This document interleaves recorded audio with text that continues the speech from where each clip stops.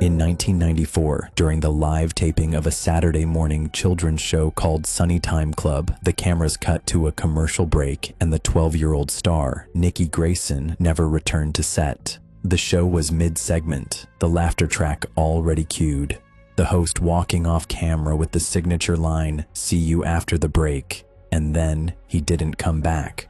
When the feed resumed 3 minutes later, the stage lights flickered, the co-hosts shuffled, and a substitute appeared in Nikki's place without explanation. It wasn't addressed. Not on air, not in the credits, not in the following episodes. The studio released a brief statement citing exhaustion and a pre-planned exit, but fans noticed. They had seen Nikki minutes earlier, laughing, wearing the signature yellow overalls, his voice crystal clear.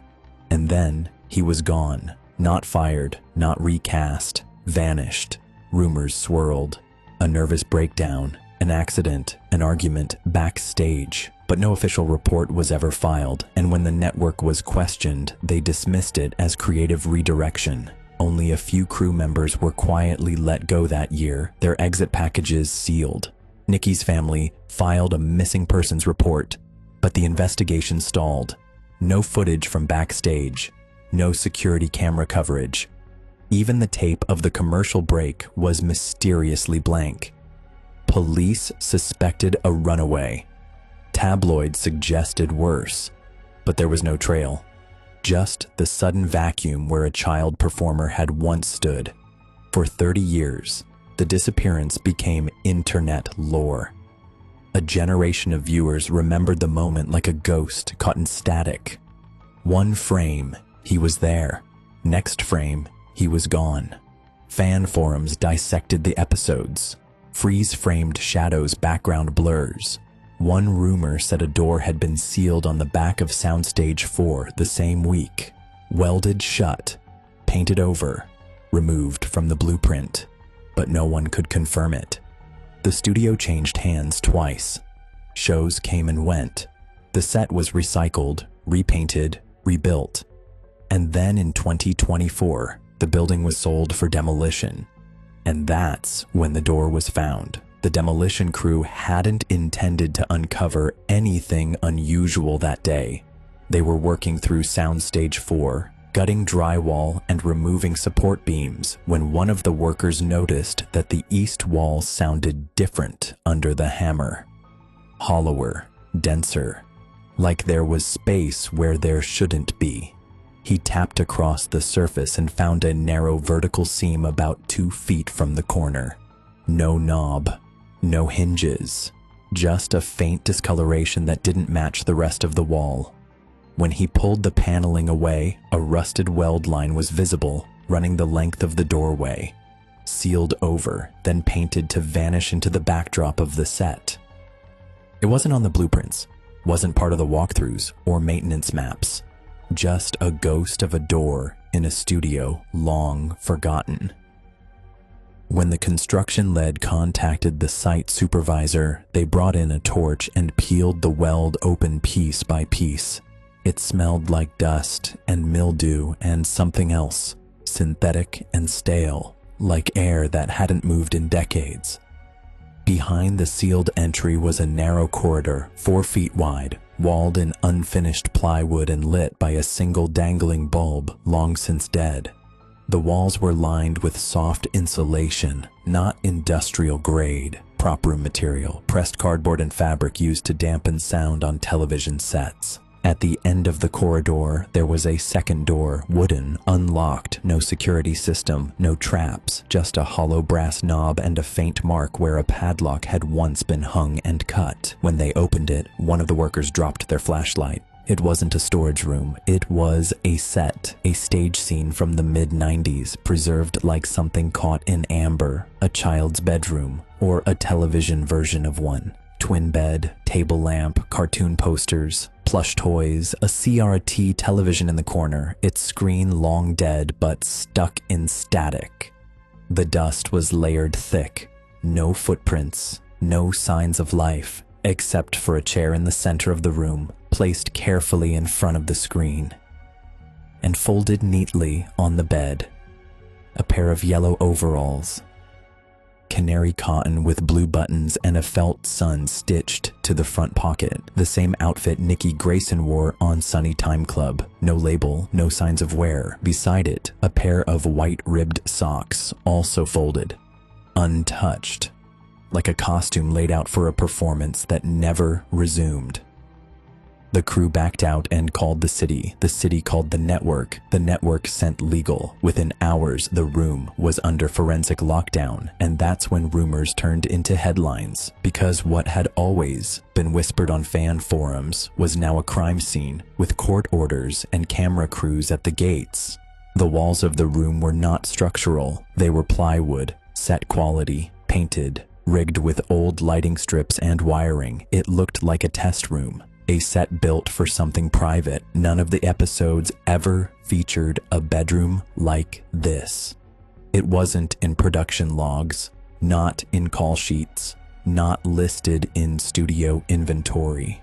Behind the television, investigators found a speaker embedded facing inward, not outward like a monitor should be, and inside the hollow bed frame, a microphone. Dated to the early 90s, wired into a dead relay switch. Surveillance grade. Audio in. No audio out. This wasn't a dressing room, it was a controlled environment, a one-way sound and image feed, and it had been forgotten or hidden, but there was more. Folded beneath a loose baseboard in the corner of the room, forensic teams found a maintenance request, dated June 1994, signed by a now-deceased stage manager. It read, Hallway 4A, structural crack, recommend weld and reseal. Reason, camera reroute. Written in red ink below that line were the words, no access until promo wrap. The note was dated 4 days after Nikki disappeared. Forensic labs pulled apart the television. Deep inside its chassis, hidden in screen burn-in and stored image memory, they found a freeze frame, a face, not clear, not in color, but unmistakable. A child's face, pale, eyes open, staring. Facial analysis confirmed it was Nikki Grayson. The image was time-stamped within a 10-minute window of the commercial break from the day he vanished.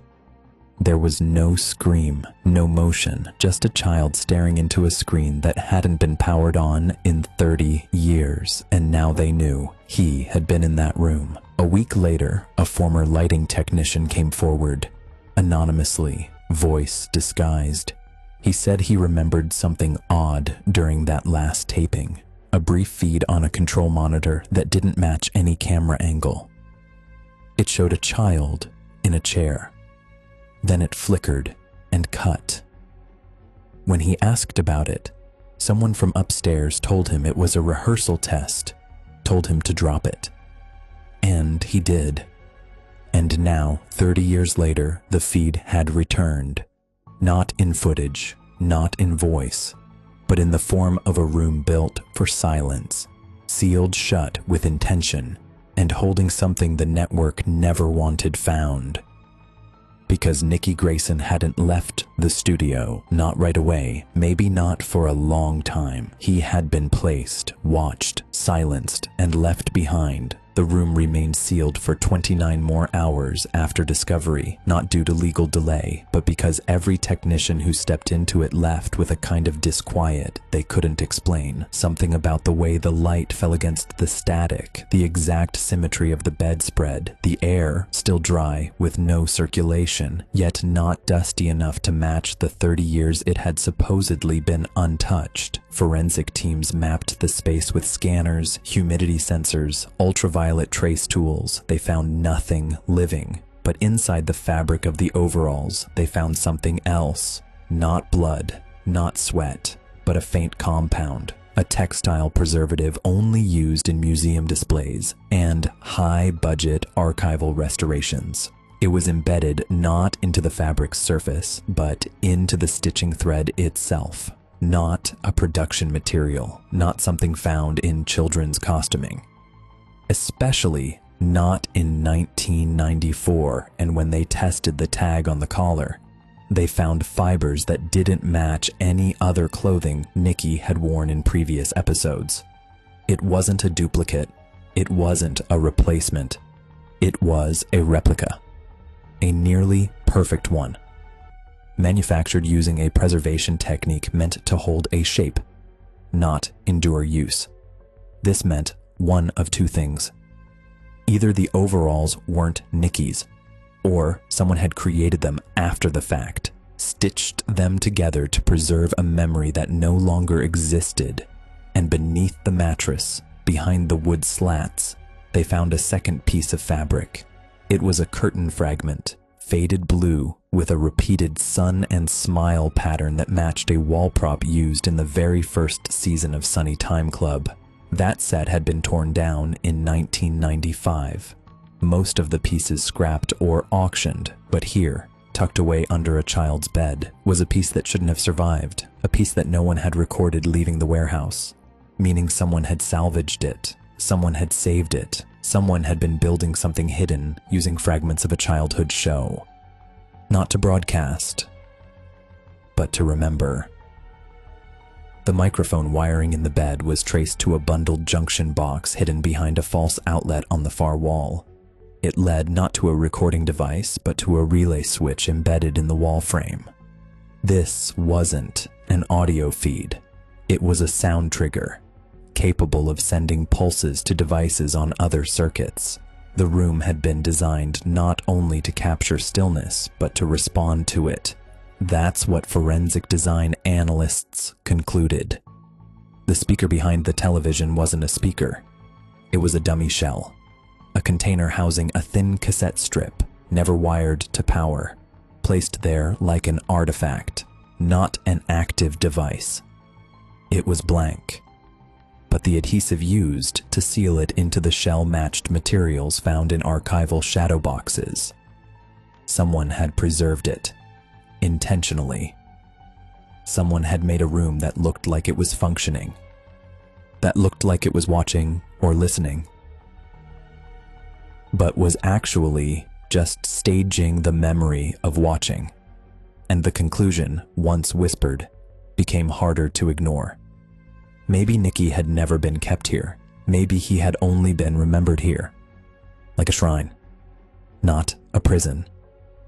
And then the fingerprints were found, not on the door handles, not on the television, but inside the outlet box.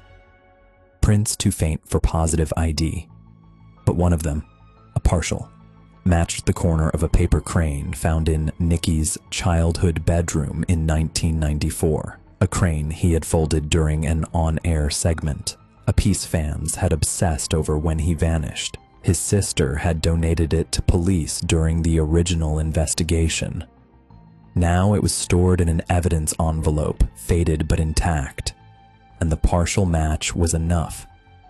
Someone had touched both, the bird and the box.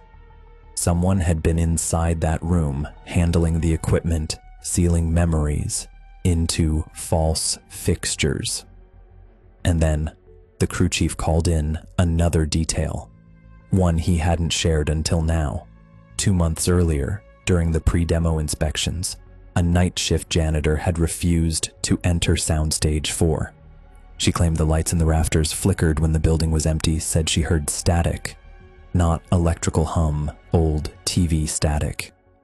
And once, she said she saw a shape moving behind the safety glass of the control booth. A shape that wasn't casting a shadow. The studio dismissed her report as exhaustion. Didn't log it. She resigned 2 days later. But now, the tapes from that night were reviewed. Motion sensors logged a door opening at 2:11 a.m. in the rear wing. A door that wasn't on the blueprints. The same wall where the welded entry was discovered weeks later. The timestamps aligned. Someone had entered, someone had moved, and no one had known. In the next few days, crews searched the entire structure, under stages, inside crawl spaces, behind air ducts. What they found was dust, cables, props, And then, inside a vent above the sealed room, they found a folded paper object wedged into the grating. It was a paper crane, nearly identical to the one from the 1994 segment. Aged, but unburnt, unweathered. Someone had placed it there. No initials, no message, just the fold pattern. And tucked into one of its wings was a fiber thread, yellow, identical to the overalls, identical to the costume, identical to a version of Nikki Grayson frozen in reruns, smiling through static. And this was the moment the lead investigator stopped calling the room a scene and started calling it a signal.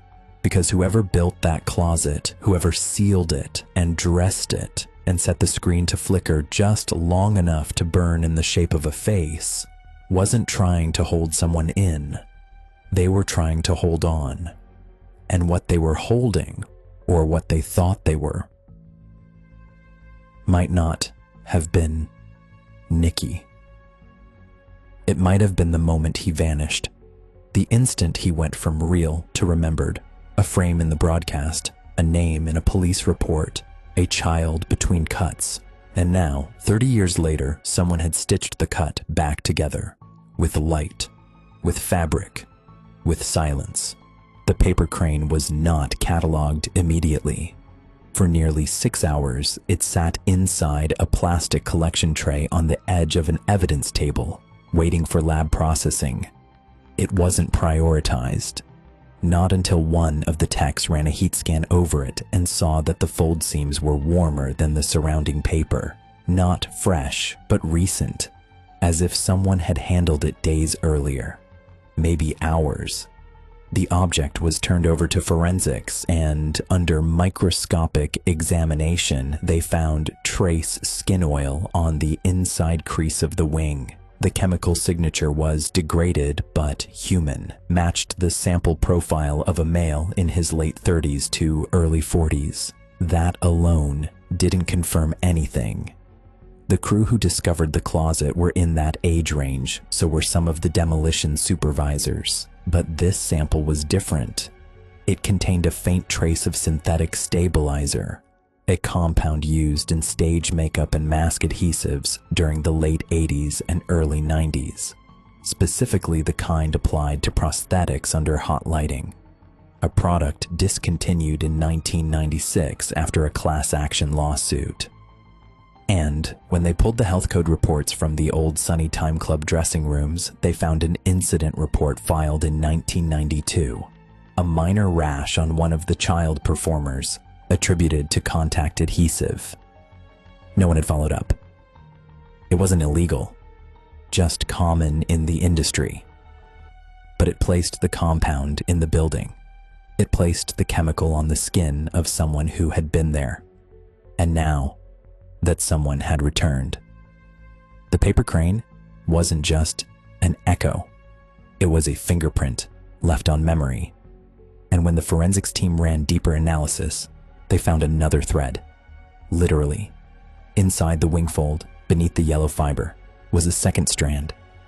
Blue, waxed, tightly woven, consistent with embroidery backing thread used in logo patches. Specifically, the type stitched into the felt sun emblem on Nikki's costume. The same emblem that was missing from the folded overalls on the bed. The thread was looped into the fold like it had been placed there with intent. A marker, a flag, something only someone obsessed with detail would know to do. And then, the crane's orientation was studied. It hadn't been dropped or wedged randomly. It had been tucked deliberately, facing the vent shaft, wingtips slightly raised. One investigator noted that the angles mirrored the original blocking from the Sunny Time Club intro segment. The way Nikki had posed during his entrance, arms raised, shoulders tilted. It was posture translated into paper. And that's when they began asking a new question. What if the person who folded that crane wasn't trying to leave a clue, but trying to relive a scene? What if this wasn't a message from the guilty, but a ritual from someone who had never moved on? 2 more days passed. Then the video surfaced. Not a broadcast tape. Not a recovered reel. A VHS cassette delivered anonymously to the local station with a note that read only, "This was meant to stay shelved." The footage, when digitized, showed a rehearsal day, date stamped 3 weeks before Nikki's final episode. It was a blocking test. No music, no laugh track, no audience. Just cameras following light markers as children moved across the stage. Nikki was there. So were his co-hosts. But something was off. He kept missing his mark. Not distracted. Hesitant. His eyes weren't on the cue card. They were following something behind the camera. Something that wasn't in the shot. 3 times, he glanced stage left, then looked toward the rafters. The director, whose voice could be heard faintly, stopped the run and told him to reset. And when he did, Nikki mumbled something, barely audible. It took audio forensics to isolate it. He said, "He keeps waving." No one responded. The take resumed. And that was it. The last documented moment where Nikki acknowledged something the adults didn't see. And when that clip was matched against the lighting technician's anonymous testimony from part 2 about the monitor feed, the unexplained shape, the warning to drop it, the parallel became too sharp to ignore. Someone was there. Not a person on the call sheet. Not a cast member. Someone else. And then the production logs for that week were pulled. One name stood out. A temporary stagehand brought in for lighting support. He had no background in television, no union affiliation. His file listed a fake address and a disconnected number. His name was listed as Samuel Ridge, but no one by that name ever existed in the state database. Not before, not after. Ridge was assigned to Soundstage 4 the day before the mysterious maintenance request was filed. The same request that led to the welding of the door.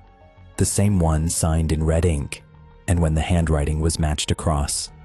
Documents, analysts confirmed the red ink matched another note, one found years earlier in a janitor's log. The note read, "Closet light keeps flickering, sounds like someone's inside." Dated the night of the disappearance, never followed up. The building had too many systems, too many signatures, too many small things that didn't matter until they did. And now all of it was converging. A fake crew member, a sealed door, a costume replica, a burned-in image of a child's face, and someone, not gone, but returning, folding cranes, watching from vents, brushing fingerprints into seams and threads, and quietly keeping scenes alive. This wasn't a kidnapping in the traditional sense. It wasn't even clear if Nikki had been taken or staged. The investigators stopped calling it a disappearance. They began calling it a reconstruction, because someone had spent 30 years building a memory into a room, preserving the way it looked, the way it smelled, the way it sounded behind the static. And whoever Samuel Ridge really was, he hadn't run. He had stayed just long enough to be remembered, just long enough to keep waving, even when no one waved back. They traced the name Samuel Ridge through every known network database, union registry, and stagehand guild archive, but nothing ever came back, not in California, not in any adjacent states. The identity didn't exist. The I-9 form associated with his short-term contract had been signed and scanned, but it listed a social security number that was 1 digit too short. A clerical error, possibly intentional, possibly unnoticed at the time, because the production was so rapid, so routine, and so low stakes in the network's eyes. Sunny Time Club was never supposed to be national. It was local programming with child hosts, low budgets, and fast turnover. No one checked IDs the way they would for primetime talent. When you ran cables and taped floors, no one asked if you belonged. But the signature, that's what changed everything. The signature on the Samuel Ridge time card didn't match the one on the maintenance request. At least not entirely, but when overlaid and analyzed under stroke forensics, they found a partial overlap, enough to indicate it was likely written by the same person using slight variation in pressure and rhythm. That meant Samuel Ridge might have been a false name used by someone already working under another role. Someone higher up. Someone with access to both stage space and authorizations. And that theory gained weight when an old breakroom bulletin board was recovered from a storage annex. Warped, weather-stained, but still covered in pinned notices from the early 90s. Among them, a holiday party flyer with a sign-up list in faded pen. The last name on the list was Sam. The rest of the name had been torn away, but the S loop and the trailing M were identical to the Ridge signature. And beside it, barely visible, was the note, "Bring tape." That was it. No one remembered the party. No one remembered a Sam, but someone had signed up. And tape, gaffers, electrical, masking, it was all part of the rig. And then the couch was found. Not in the room, not in the studio, but in a thrift store 3 towns away.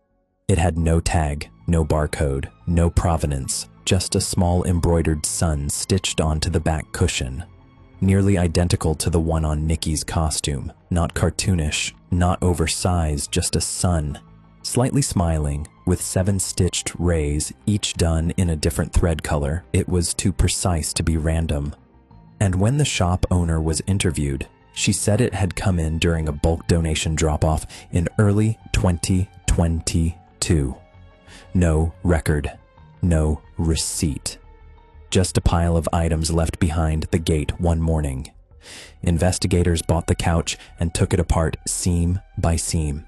Inside the right armrest, they found a rolled photo, 35mm curled from age but unburnt. It showed a blurry stage, empty, unfocused, possibly taken in motion, and on the left edge of the frame, a child's shadow, not fully visible, just the outline of overalls and one raised arm. Midwave. No face. No timestamp. No context. But the orientation of the lights in the rafters matched the original Sunny Time layout. It was taken during production, and the angle suggested it had been snapped from behind a curtain. Whoever took it had been watching, not part of the scene. And that matched a recovered camera from the studio's prop cage. An old VHS camcorder, battery dead, lens cracked, but inside the case, a receipt. Purchased used from a pawn shop in 1993. Buyer's name smudged. Payment in cash. The camcorder had been used. Someone had walked around the studio filming things off script, watching through a lens no one else knew was rolling. And tucked in the battery compartment, a folded note. Just a line from a script. The theme song lyrics. And if the sun forgets to shine, we'll still play on just fine. The line had been removed from the final season, replaced after a child psychologist flagged it as too melancholy. Most viewers never noticed, but someone did. Someone kept it. And now that line, written on a scrap of paper, hidden in a broken camcorder, was evidence, not of a crime, not yet, but of fixation, of presence, of someone archiving moments the world had forgotten. And then the doorbell recording surfaced. Not from the studio, not from law enforcement, from a homeowner in Burbank who had lived across the street from one of the old lot storage sites. She submitted a clip from her archive feed taken in February 2023. It showed a figure wheeling a dolly cart up the studio fence, placing something behind the dumpster. The resolution was poor. The time was 2:46 a.m., but the outline was clear enough. The figure wore overalls, not bright, faded, adult-sized and slung over their shoulder. Just barely visible in the frame was a long, narrow bag. Rectangular, like something used to store lighting gels or fabric rolls. They left it. They walked away, and the bag was never found. Neither was the dolly. But 1 week later, the couch appeared behind the thrift store gate. And this is what made the lead investigator write the phrase in his report for the first time: pattern of memory construction. Because this wasn't just a trail, it was a replication. Someone was mimicking the disappearance, not to hide it, but to relive it, to keep it alive, piece by piece, thread by thread. And the couch, the crane, the costume, the camcorder, each was a frame in a memory loop, carefully curated by someone who believed they were preserving something the world had buried. And maybe, in their mind, they weren't the villain. Maybe they thought they were the only one who remembered how the light used to fall across the stage, how the child used to wave, how the cameras used to cut, and never came back. The couch was moved to a forensic warehouse and sealed in climate-controlled containment, but even before lab results came back, the pattern was too clear to ignore. Someone had threaded symbols through physical objects, not to be found easily, but to be noticed slowly, like they were waiting for the right person to put the pieces together. Not a confession, not a signature, just recognition. And with every new piece cataloged, the crane, the photo, the embroidery thread, the script scrap, the team created a visual map, not of locations or suspects, but of echoes. Each item was a frame, each scene a recreation, and in the center of the board, still staring out from a grainy burn-in pulled from a monitor inside a sealed room, was the faint shape of a 12-year-old child. Sitting so still, he looked sculpted, like time had paused mid-frame and never started again. His eyes were wide, and though the resolution made everything soft, the face was unmistakably Nikki Grayson. Forensic analysts ran facial age progression software, not to guess what he looked like now, but to determine if that image could have been staged recently with someone resembling him, a performer, an impersonator, a recreation, but every analysis came back the same. The geometry was perfect, the mouth curve, the spacing of the eyes, the tilt of the head. It wasn't mimicked. It was original. The burn-in wasn't just based on a likeness. It was a still pulled from real footage. And that meant one of two things. Either someone had access to unreleased tapes the public never saw, or that room had captured a feed that no one else knew existed. And then something else surfaced. A crew roster from April 1994, printed in blue ink on thermal fax paper, filed accidentally in a box marked payroll errors. It listed all the freelance technicians hired for seasonal production work. One name had been crossed out in black pen, thick and angry: Ridge S. The line went straight through the letters, then again below, as if someone had wanted to obscure the entire entry. But with high contrast scanning and layered X-ray imaging, the original name was recovered. Not Samuel, not Simon. The name was Stephen Ridge, and it was accompanied by a fake social security number and an employee badge number that didn't match the rest of the system. When matched against other studio logs from the same week, investigators found that badge number had been scanned twice. Once entering the lot, once exiting, but only on one day, June 8th, 1994. The day before, Nikki vanished.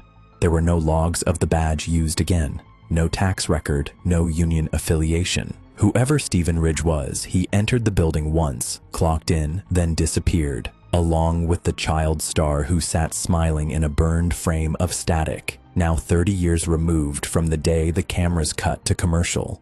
The next break in the case came not from a file or a photograph, but from dust, specifically from the carpet fibers inside the sealed room. Samples were collected from beneath the bed and under the skirting of the armchair. At first glance, the contents were typical: lint, hair, textile debris. But one thread stood out. It was red, not deep red like stage curtains, not synthetic. It was cotton, sun-faded, torn from a garment.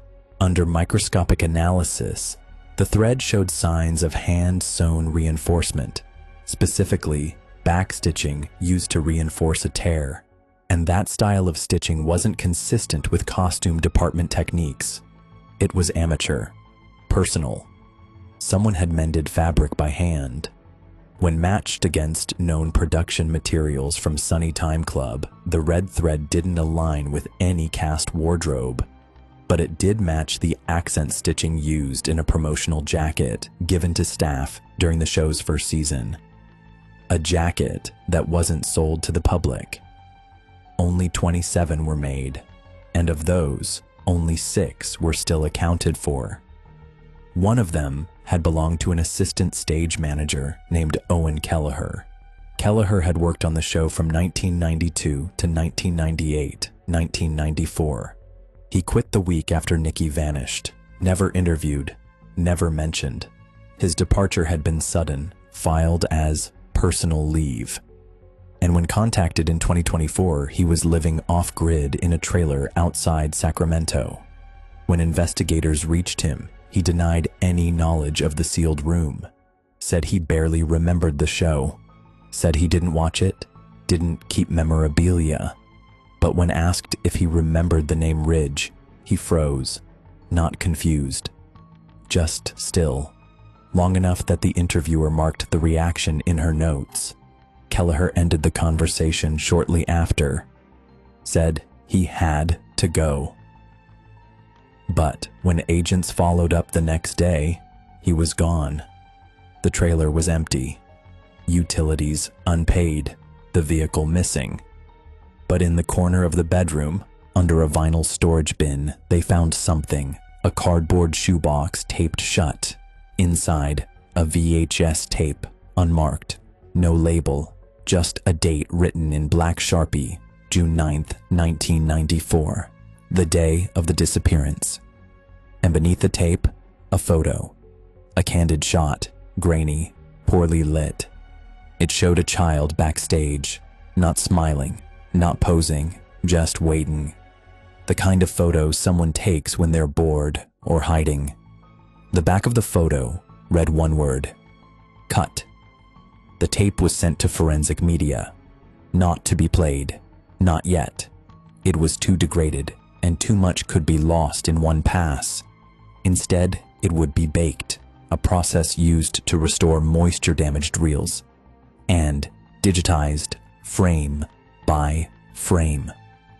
The technicians handling it wore gloves, not because of danger, because of weight. Because even after all this time, even after all the theories and rumors and whispers, it was the first direct artifact from the exact day. No fan copy, no anonymous envelope.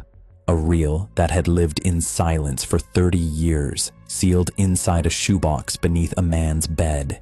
And now it sat in a lab, seconds away from revealing what might have happened in those 3 missing minutes of airtime, the break that never came back. The tape was processed slowly, layer by layer, as if the reel itself might fall apart under too much pressure. It was a standard T120 VHS cassette, commonly used for home recording, but the casing had been resealed with different glue, industrial-grade adhesive, not used in consumer products. The reel inside showed signs of having been spliced and rewound multiple times, not professionally, but by hand, as if someone had watched it over and over again, then tried to rewind it to a specific starting point. It took 18 hours to restore the video into playable digital frames. And when the first sequence was revealed, the lab went silent. No slate, no countdown.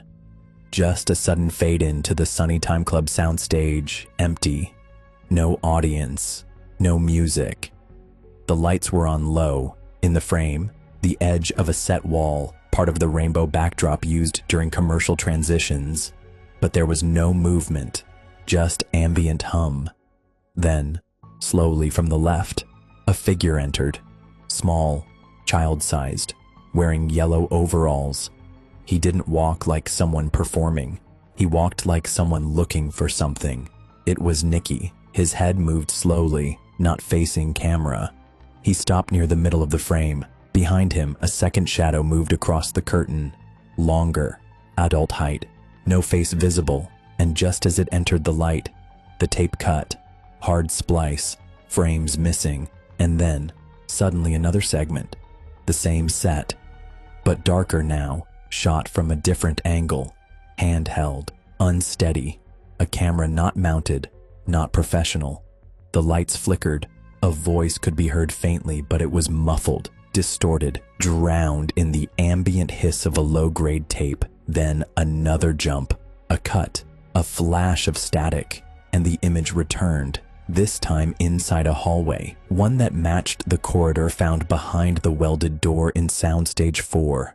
The wallpaper, the dimensions, the bulb hanging from the ceiling, everything aligned.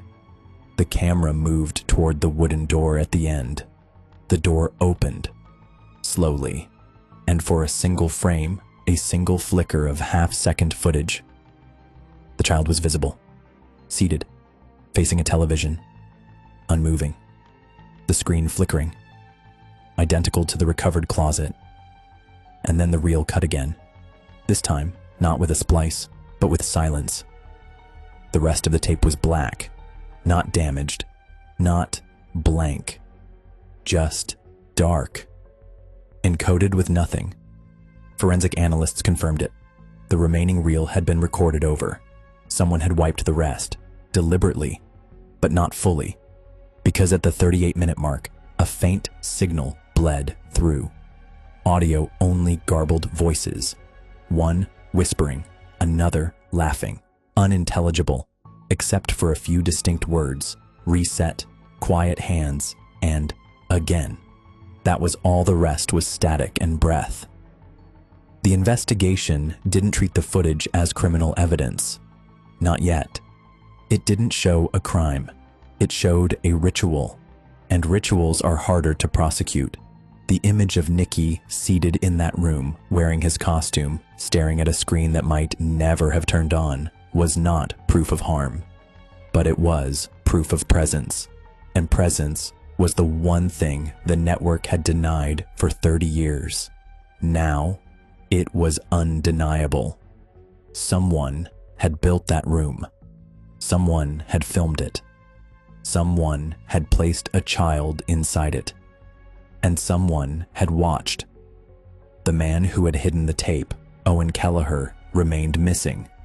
But records showed he had purchased a storage unit 10 years earlier in the outskirts of Fresno. The lease was still active. Investigators moved in quietly. The unit was 8 by 10, cold, concrete walls, not full, mostly boxes of books, old radio parts, stage light bulbs, and in the far corner, a garment bag. Inside, another pair of yellow overalls, identical to the ones found on the bed. But these were stained, dark smudges on the knees, a threadbare patch at the collar, and inside the pocket, a laminated card. It was a cue card, hand-lettered, bent at the corners. It read, "Now you know the sun can sleep too." The line had never aired, not in any broadcast, but in an unaired episode listed on a long-forgotten production schedule, one marked as rehearsal only. The closing segment had featured Nicky sitting on a cloud prop preparing to say goodnight. That line had been scripted, then pulled. "Too strange," a producer had said. "Too sad." Now it was found in his pocket, not spoken, not heard, just carried. And that meant Kelleher, or someone like him, had been scripting their own version of the show. A private version. One where the sun slept. One where breaks never ended. And the name Ridge came up again. This time in a fax log recovered from a former assistant's garage. She had kept old call sheets, invoices, all stored in bankers' boxes. Most of it was worthless.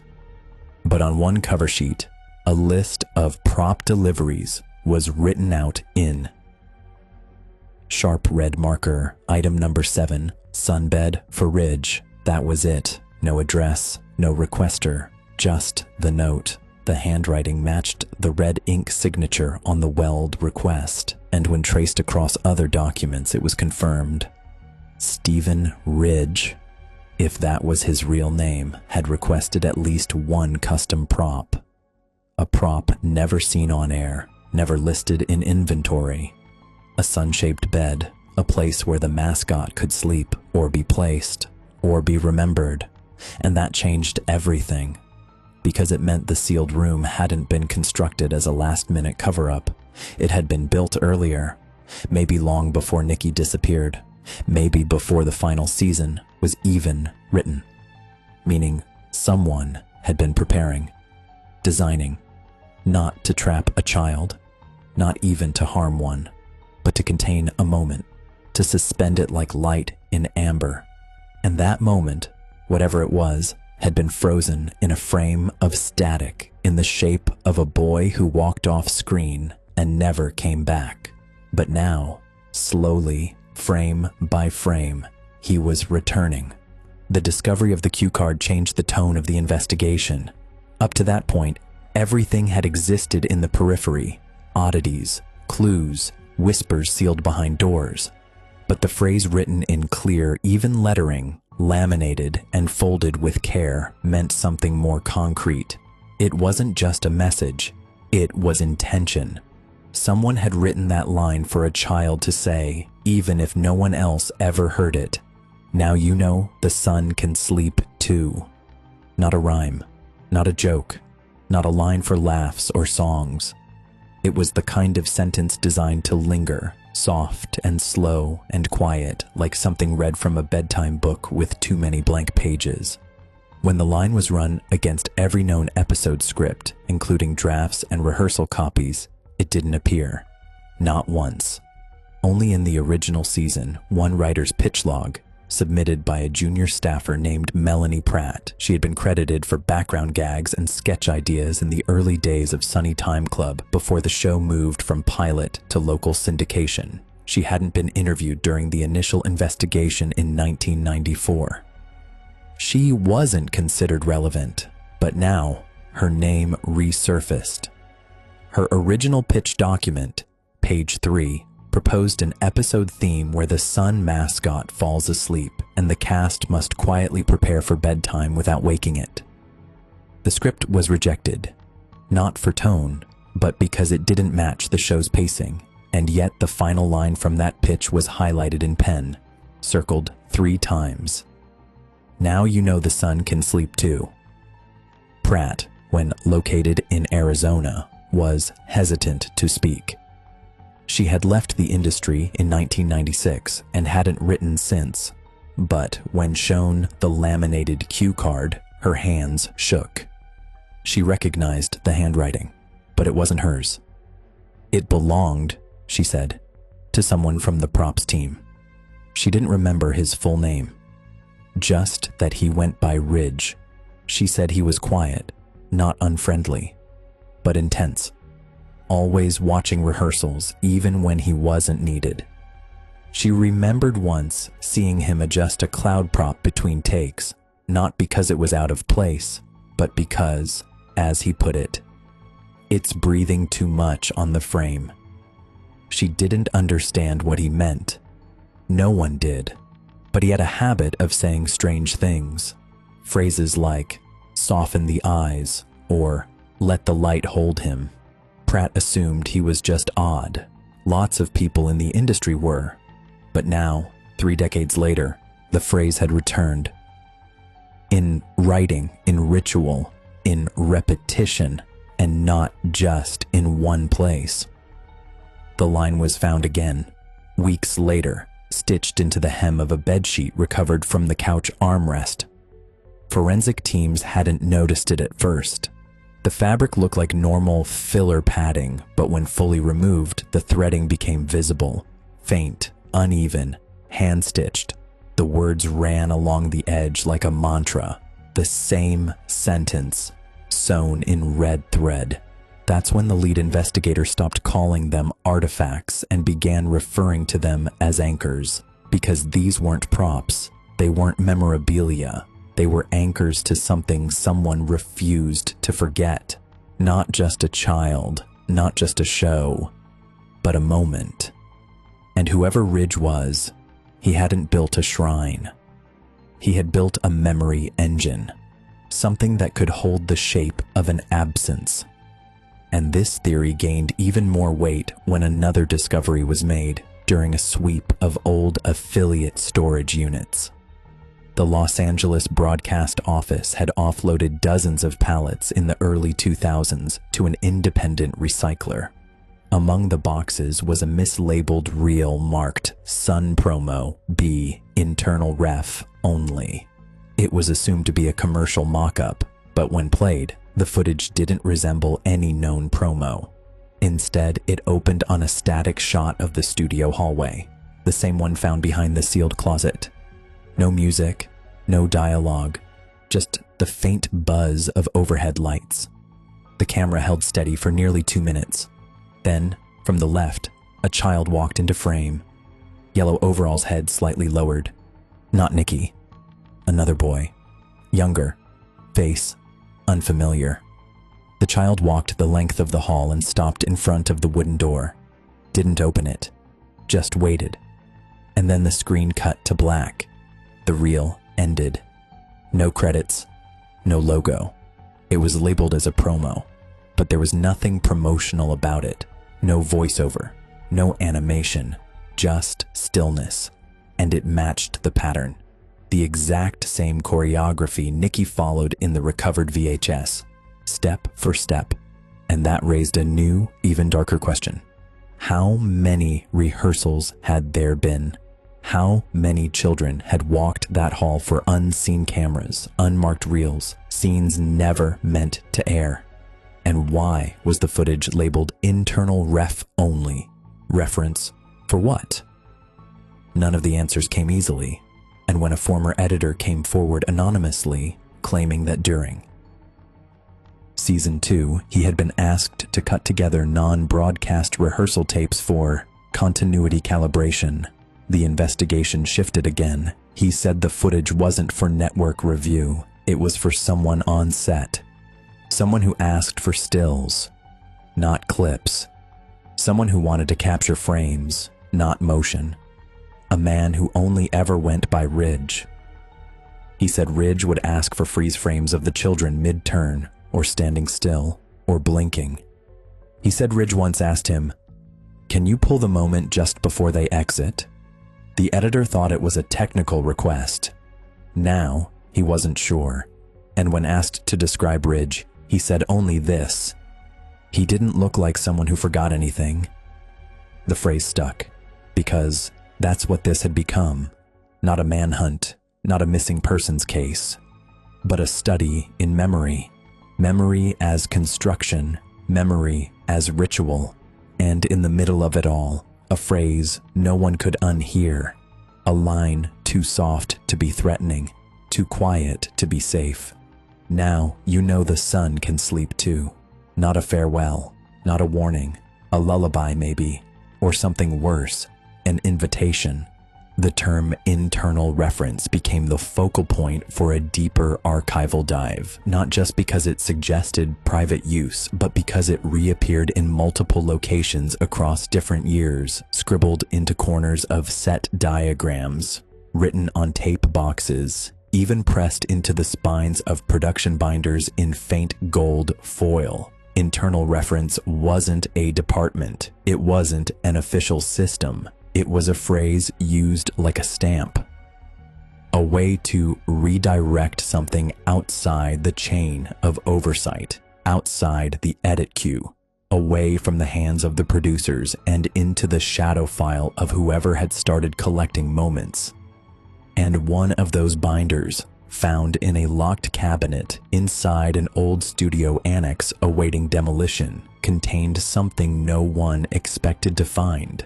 It was a folder labeled Session B. Inside, a sequence of Polaroids, each numbered with a black felt tip marker, each showing the same child. Not Nicky, but the same boy from the unknown promo reel. Image after image showed him in a narrow hallway, in various poses, looking forward, sideways, sitting on the floor, blinking, arms outstretched, standing beside a large prop sun painted on the wall. And in the final photo, number 34, he was gone. The hallway was empty. The sun was still visible in frame, and scrawled in the lower corner in red marker, as if added much later, were the words, "Same shape, different light." The handwriting matched the cue card, matched the maintenance request, matched Ridge. These weren't promotional stills, they were reference frames, stills pulled from repetition. Scenes played over and over, like ritual steps. And now it was clear. Sunny Time Club had functioned on 2 tracks. One public, lighthearted, chaotic. The other, deeper, quieter, and hidden. Not for viewership, not for children, for someone else. And for something else. The analysts began referring to it as dual choreography. In every known instance where Ridge appeared, so did a secondary set of instructions. Props that weren't used. Lights that weren't activated, but built anyway. A hallway that didn't go anywhere except to a welded door. A sun-shaped bed that was never seen on screen. A costume that had to be remade even though the original had never been damaged. And the clearest sign of all, repeated use of the same music cue, a soft synth loop called Sunrise Hold, used in almost every commercial break. It was generic. Most viewers never noticed. But when the waveform was studied, technicians realized it had been modified. Looped not perfectly, but deliberately short by 1 frame.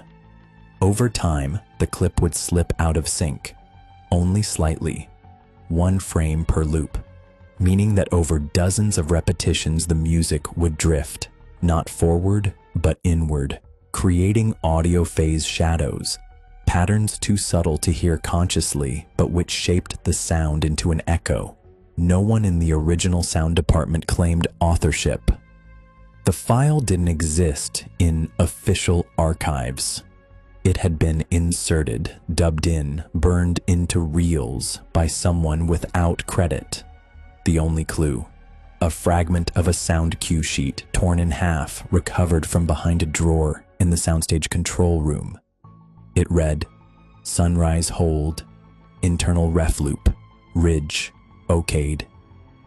And that confirmation, written without signature, told investigators that the layering hadn't been technical. It had been structural.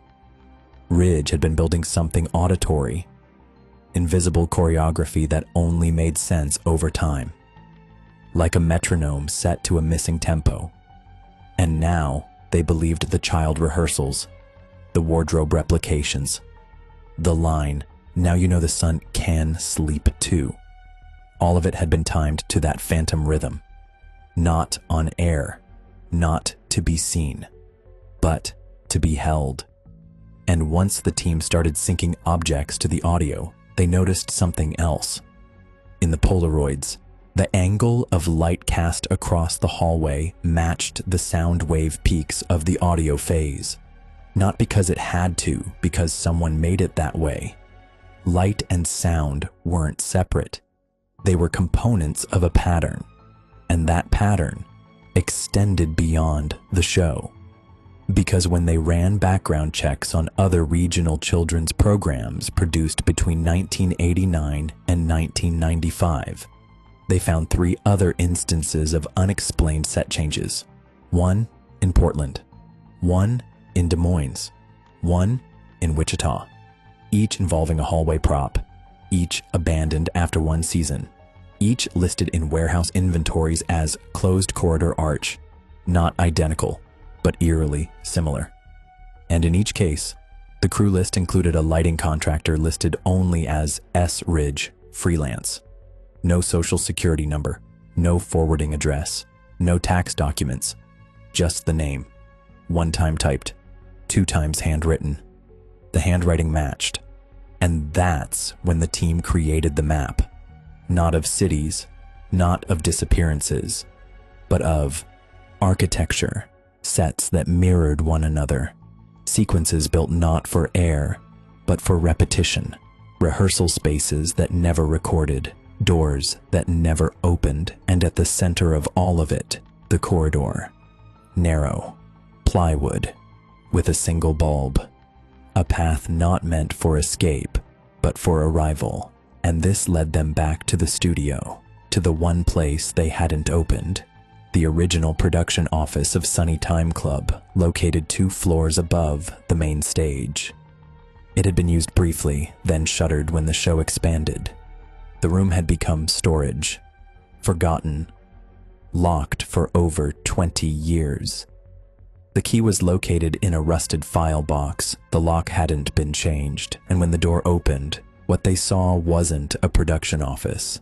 It was a mirror, not literal, not glass, but a room arranged to match the sealed closet downstairs. Same dimensions, same angle of the bed, same chair, but this time no television, no costumes, only a wall of shelves. On each shelf, boxes carefully labeled, handwritten tabs, Session A, Session B, Session C, each labeled by letter, not by name, each one wrapped in soft cloth.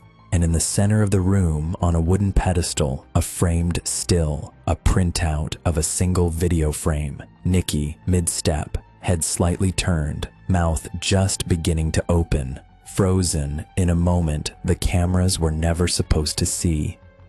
And below the frame, carved into the wood in small, careful letters, sunset begins with stillness. And this is when they stopped calling it an investigation. Because what they had uncovered wasn't just a case, it was a design. And Nikki Grayson hadn't been taken. He had been placed. The framed still of Nikki Midstep was dated with a pencil mark on the back, June 9th, 1994, the day of the disappearance. But when the image was digitally enhanced, something strange emerged. The timestamp on the original video feed, barely visible in the corner, didn't match known studio logs. It was off by 37 minutes. The feed had come from a secondary line, one that didn't record to the network's primary archive. And when that angle was matched to a control diagram found folded inside one of the boxes labeled Session B, the feed was traced to a 4th camera, an undocumented lens positioned high above the stage inside the rafters. It wasn't listed in production blueprints. It wasn't routed through standard equipment. It had its own wiring, its own monitor, and it was aimed not at the stage, but at the entry point near the costume hallway. When crews opened the rafter mount weeks later, they found a dead lens. The power cable had been clipped, but the mount itself was still fixed with hand-labeled tape that read only Sunrise Watch. Inside the taped mount was a small torn sticker from a film school rental service, a company that closed in 1997 after a fire destroyed its inventory. No rental record remained, no receipts, but the existence of that camera meant that Ridge, or whoever used that name, had set up his own visual system, not to capture performance, to capture passage. And when footage from that angle was reconstructed from tape bleed, it revealed one more frame, a blur of motion, the shape of a child's elbow vanishing into shadow. The timing confirmed that Nikki had never left the studio through the public exit. He had been directed toward the sealed hallway, followed from above by a private feed, and recorded by someone who wasn't logging their footage with anyone else. And that made the framed still in the mirror room something else entirely, not a memory, a marker. And the other boxes, Session A through G, were filled with similar images. Not just of Nikki, not just of one child. Different faces, different moments, all still, all captured in frames that were never aired, never published, never seen. Some of the children were identifiable. A few had been extras on the show. Others weren't listed at all. One matched a missing persons report from Idaho in 1993. Another from a canceled show in Oregon. And the further the investigation reached, the wider the circle became. Ridge hadn't worked alone. He had worked through pattern, through sets, through silence, and the mirror room proved it. Each shelf lined with boxes, each box a session, each session a ritual, light, placement, stillness, not just repetition for its own sake, for a reason, a rhythm. And that's when the envelope was found. It was tucked behind the pedestal base beneath Nikki's framed still. Inside, a single sheet of typewritten paper. No heading, no signature, just a list of short phrases, one per line. 12 lines in total. The phrases read like instructions. Place before rise. Quiet the edges. Allow 2 frames for breath. Repeat if movement breaks. Reset eyes. Don't answer the knock. Stillness is arrival. Begin with exit. Hold the sound like glass. No doubling. The sun sleeps alone. And the final line, if it flickers, it remembers. Analysts debated the meaning. Some thought it was a filming guide. Others believed it was a psychological conditioning protocol. But those last 3 lines, no doubling, the sun sleeps alone. If it flickers, it remembers. Carried weight far beyond stage instruction. They read like a belief system, a code, and when paired with the physical layout of the room, with the mirrored bed and the single light above, it became clear that the mirror space hadn't just been observation. It had been rehearsal, not for performance, for ritual. And every piece of it had been preserved with care, not abandoned, not discarded, maintained. And now, 3 decades later, it was no longer just an open case. It was an exposed structure, something that had operated in parallel to the world, underneath it, behind it, waiting. And at the center, still visible in the only photograph left uncovered, was a child paused in a moment so carefully framed it looked accidental. It wasn't. Nikki had been placed, not stolen, not chased, guided, and then preserved. Not because of who he was, because of what he was being used for. And what was that? Even the lead investigator, when asked during a press hearing, could only say one word: pattern. Because that's what Ridge built. Not a legacy, not a crime scene. A pattern where light matched sound, where children rehearsed without scripts, where hallways ended in silence, and where, if something flickered, it meant remembering had begun. The 12-line instruction sheet was submitted for linguistic analysis, not to determine authorship, but to understand intent. Each line lacked standard punctuation, consistent with theatrical direction or symbolic poetry. And yet, every phrase was functional, not metaphorical, not dreamlike. Even the sun sleeps alone was positioned like a step, a command to be followed. Forensic linguists noted the use of passive verbs, soft modifiers, and visual spatial language. Quiet the edges, reset eyes, place before rise. The language was not written for reading. It was written to be enacted, and in the context of the mirror room, with its single-framed still of Nikki, its shelves of sessions, its replica of the sealed set below, it became clear that this was not the work of someone obsessed with nostalgia or grief. It was the work of someone following a system. Someone who believed that stillness could trap meaning, that memory could be held in posture, that time could be bent by repetition. And this belief was not improvised. It had been practiced, measured, refined. Because when analysts cross-referenced the instruction phrases with audio logs recovered from mislabeled studio reels, they discovered whispered fragments, cues, delivered in soft male voices, heard during breaks between takes. One reel, dated April 1994, captured a child being guided through a simple blocking exercise. A voice, presumed to be Ridge, said, "Walk to the mark, but don't exit. Just begin the exit. Let the door stay closed." Another clip. "Now hold the light. Don't breathe until it feels flat." Another. "If it flickers, you wait. That's remembering." The phrases weren't just written.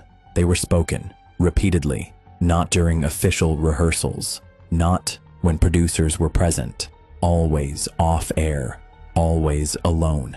And that's what made it so disturbing. These weren't teaching moments. They were rituals. And the children participating, none of them ever listed as leads, never paid for overtime, never asked to sign release waivers, were participating in something they didn't understand, something never meant for broadcast. And when the team finally traced the origin of the instruction sheet to a piece of typewriter ribbon found in the same pedestal base, the imprint confirmed it had been typed on a Royal Safari Model 1969, the same make and year as the machine found in Owen Kelleher's abandoned trailer. Kelleher had transcribed the instructions. Whether he wrote them or merely copied them, no one could say. But he had kept them, sealed them, and placed them beneath the framed image of Nikki like a relic in a shrine. And then the photograph was flipped over, not just the back of the frame, the photo itself. It had been printed on cardstock, not glossy paper, and behind the image, pressed faintly into the fiber, was a thumbprint, not visible to the naked eye, but clear under forensic lighting. And when the print was run through the FBI database, no match was found. Not to Kelleher, not to Ridge, not to any of the known staff, but a partial match existed. A 1989 arrest record for trespassing filed against a Stephen Riley, a pseudonym later tied to a freelance set painter on a canceled show in Des Moines. Same Ridge signature, same pattern, same instruction style notes in the margins of his design book. And that's when the map widened again, because Stephen Riley was never prosecuted. The charges were dropped, and his final known employment location was Portland, the same city where a small local station had once aired a 5-episode children's puppet series called Sun Inside. It had no surviving footage, no fan base, no reruns, just a brief burst of airtime and then silence.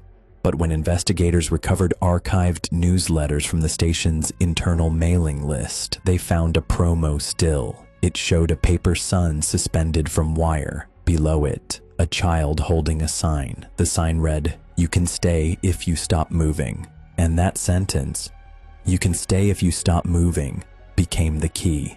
Not legally, but conceptually, because it unlocked the purpose behind Ridge's system. The mirror room, the hallway, the sealed closet, the light, the instructions, everything. The belief wasn't just about memory, it was about stillness as preservation. Not metaphorical, literal. Ridge, or whatever his name had been, believed that motion broke memory, that to move was to decay. That the only way to hold a child, to hold a moment, was to still it. Physically, emotionally, audio-visually. And this belief manifested in repetition. The looping music cue, the hallway walks, the freeze frame collection, and, above all, the placement. The final posture of the child, not smiling, not performing, just almost turning, almost exiting, caught in the breath, before change.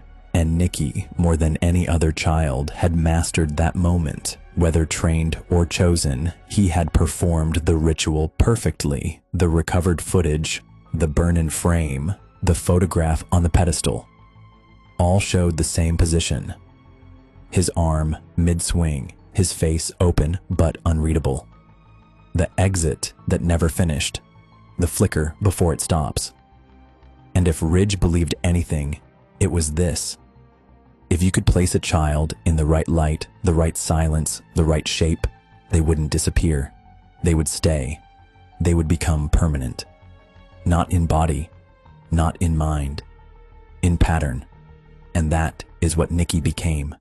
Not a person, a pattern, a loop, a memory that could be repeated infinitely by anyone who knew the shape. And somewhere, in the quiet of the rafters, in the folds of old couch cushions, in the soft threading of a hand-sewn crane, that memory was still being played, silently, ritualistically, and just maybe even now by someone else. The phrase, "You can stay if you stop moving," became the last breadcrumb investigators followed into a warehouse 60 miles outside of Chico, California, a facility long since abandoned, once used to store overflow set pieces from regional affiliate programs. A tip came from a former production assistant who remembered a shipping order labeled Sun 4B routed to the location in 1995. The entry had no follow-up. The warehouse wasn't on any network lease. It wasn't supposed to exist, but the keys still worked. And when the investigators entered, what they found didn't look like a storage space. It looked like a museum. Rows of boxes, all uniformly spaced, each labeled in faint pencil. Still 01, still 02, and so on. Over 400 in total. Each box contained a Polaroid wrapped in cloth along with a line of typed text. The lines were not captions, they were instructions. Recenter mouth, dim before posture, replace shadow with hold. None of them made sense individually, but when arranged by numerical order, they matched the phrasing cadence of the original 12-line instruction sheet. And at the center of the warehouse, under a canvas tarp, was something larger, a set wall, flat, unpainted, but behind it, a corridor. Familiar dimensions, 5 feet wide, same insulation, same dangling bulb. And at the end of the hall, a wooden chair, bolted to the floor facing nothing. The entire construct had been sealed off, untouched, yet staged, not abandoned, curated. And on the seat of the chair, a costume, not yellow, white, a version of the overalls, but stripped of all markings. The sun patch was gone, no color, no name, just a shape. And that was when the final shift occurred. The moment the investigation turned from the search for a missing child to the understanding of a belief system carried out in silence. Because Ridge hadn't created these spaces to remember children. He had built them to remove context, to erase the show, the cast, the laughter, the cues, everything that made a moment belong to the world, and return it to stillness. The stillness he believed held permanence. And Nikki, by all accounts, had become the anchor, the perfect frame. His mid-step had captured the pause so fully that even 30 years later, the image still vibrated with tension. Not terror, not peace, just the uncollapsed breath of something waiting. And investigators began to suspect that Ridge had not only preserved Nikki in photograph, but in replication, because one box in the warehouse, number 117, contained a printout of an anonymous casting call dated 1996. It requested a boy, age 9 to 12, for quiet promotional modeling, must follow movement cues, must be able to hold posture for extended periods. No studio name, no contact number. Just a P.O. box address. The ad had never been posted publicly. It had been mailed, physically mailed, to 6 performing arts schools across 3 states. One school kept the envelope. The return name was S. Ridge, and when the address was traced, it led not to a residence, but to a rented P.O. box beneath a bridge terminal in Oregon, one of the last places Ridge had worked under the name Stephen Riley. The pieces were no longer scattered. They were concentric, like rooms within rooms, and somewhere at the center, the idea remained the same. Stillness preserved memory, posture resisted decay, flicker meant remembering, and forgetting, true forgetting, could only happen when movement stopped completely. That was Ridge's doctrine. Not spiritual, not artistic, mechanical. As if memory were a physical process that could be bent, delayed, captured like light inside film. And maybe he believed that if enough children stood in the right posture, in the right light, under the right silence, they wouldn't grow, they wouldn't disappear, they wouldn't be consumed by time or grief or change. They would remain quiet, pure, shaped like something permanent. But they weren't. Because behind the warehouse, buried shallow beneath a plywood platform, they found bones, child size, partial, weather-worn, and near them, scraps of white cloth. One piece had faint thread lines where a patch had once been sewn and later removed. DNA confirmed it was not Nikki. It was another child, unidentified, never reported missing, never known. And this is what broke the silence inside the task force, because the question had always been whether Ridge was preserving or erasing. And now the answer was both. To keep the moment still, he had to remove what came after. To let memory stay pure, he had to silence its future. And somewhere, beneath the layers of ritual and repetition, that silence turned permanent.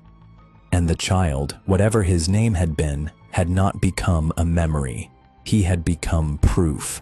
That memory is not a safe place. That stillness can rot, and that belief, when built alone, can become something sharp, something final. The warehouse was sealed, the corridor dismantled, the boxes archived, and the image of Nikki Grayson caught mid-step, eyes unfocused, breath about to change, remained the last still uncovered, still framed, still flickering at the edges. And though no charges were ever filed, no perpetrator arrested, no grave found with Nikki's name, the case file was given a new title. Not missing persons, not child abduction. It read simply, The Ridge Construct, because that's what it was. Not a crime, not a mystery, a system designed to keep one thing alive, the pause before you leave. The Ridge Construct was never dismantled entirely. Pieces were archived, boxed, studied under soft light in government labs and private task force offices. But the system itself, the way it moved, the way it held memory in place, couldn't be disassembled because it hadn't been built with nails or keys or physical blueprints. It had been built in repetition, in a child's walk down an empty hallway, in a camera angle never logged, in a phrase whispered beneath studio buzz that no one else heard.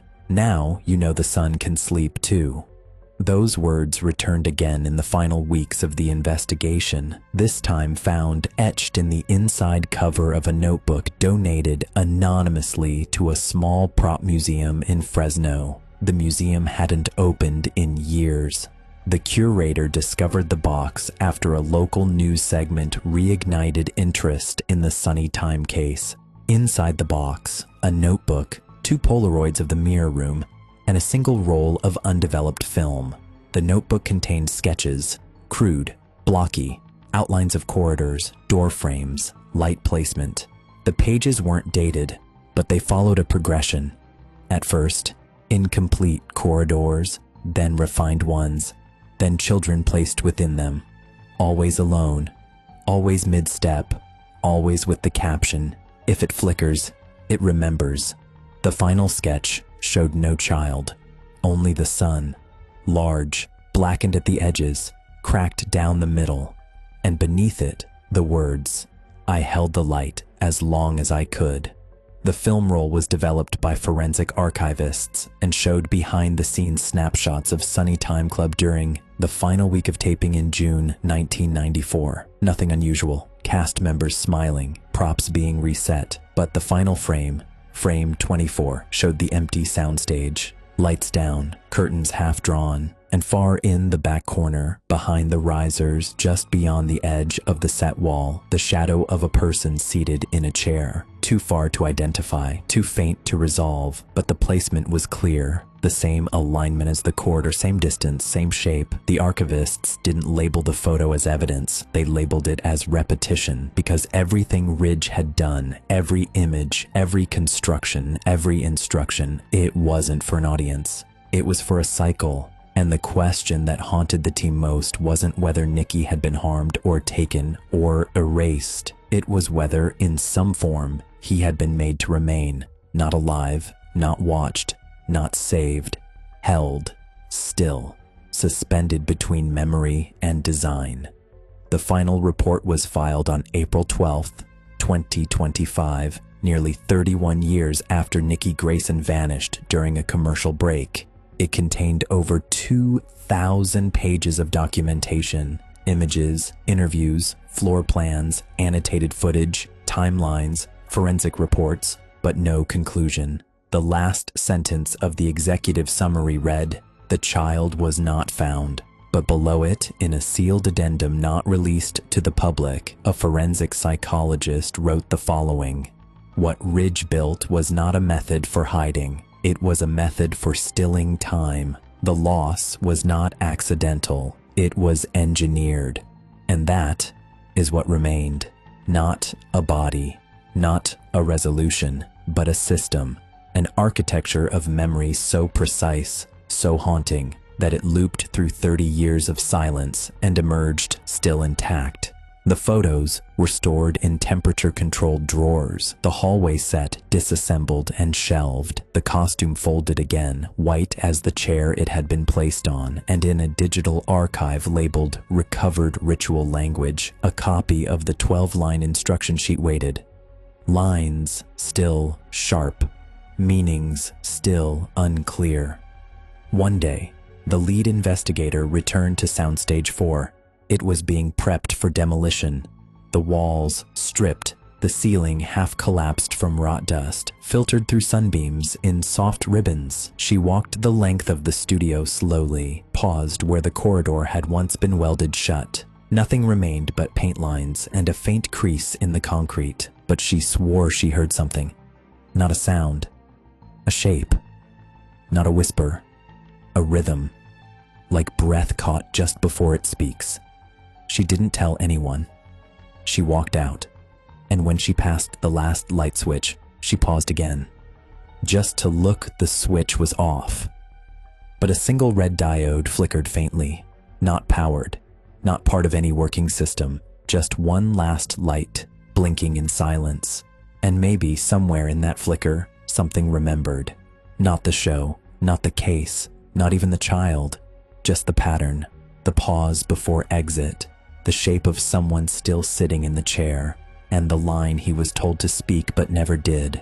The son can sleep too. And that's where the story ends. Not with a body, not with an answer, just a name that vanished during a commercial break, and a chair that was always waiting. 30 years later, the screen is still dark, but sometimes, just before the tape ends, it flickers, and when it does, someone remembers.